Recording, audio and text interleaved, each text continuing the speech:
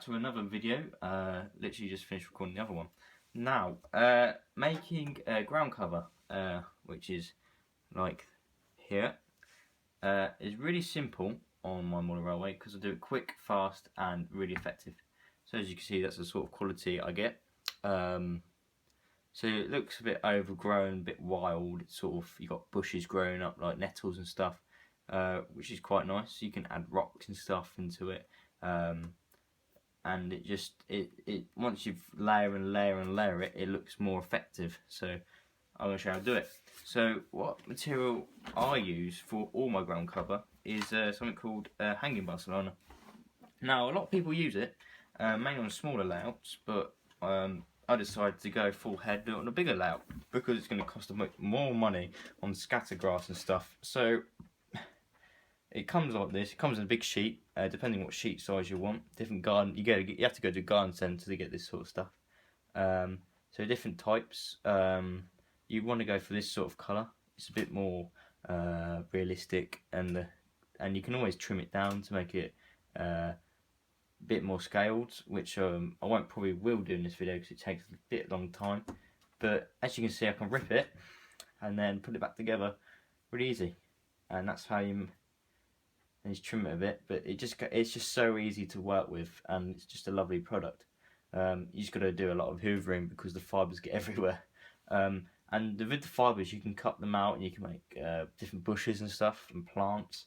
So it's a really multi-purpose product. Things in this product they only have to look out for is string, as it's basically shredded string. And you can pull this out and use it. It is brilliant stuff to use. So I'm going to keep that bit to make it look a sort of independent sort of bush. But yeah, once you've played with it and made it look like something you want, it's brilliant stuff.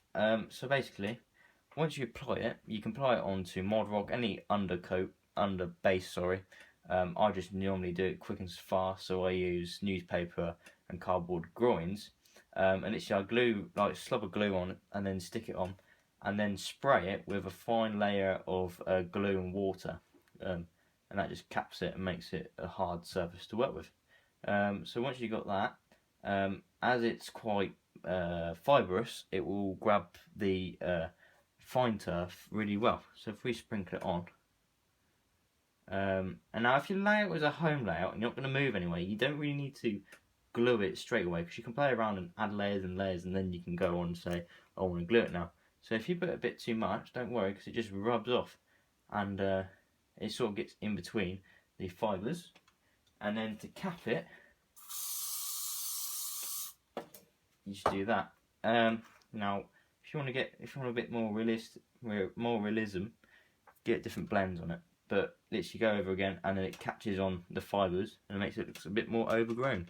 So it's sort of like a bush in itself, but it just looks really nice, and the sort of hairspray gives it sort of a wet look, so it looks like it's been rained on, which is quite nice. I think I can get that effect shown.